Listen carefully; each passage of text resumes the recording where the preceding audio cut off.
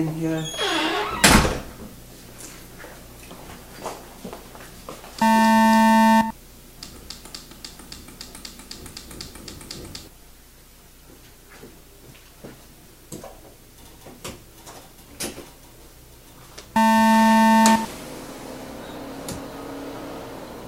Hey Rachna, I think it's really hot in here, so you probably want to reduce the temperature to like 70. Okay.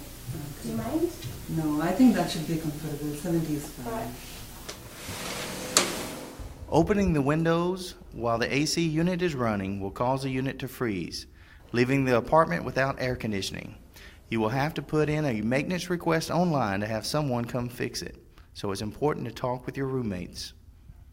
Also remember that the fan is always to be set on auto. Never turn on emergency heat, and leave the thermostat between 68 and 74 degrees for normal household temperatures. Remember that North Campus thermostats differ, but the same standards apply.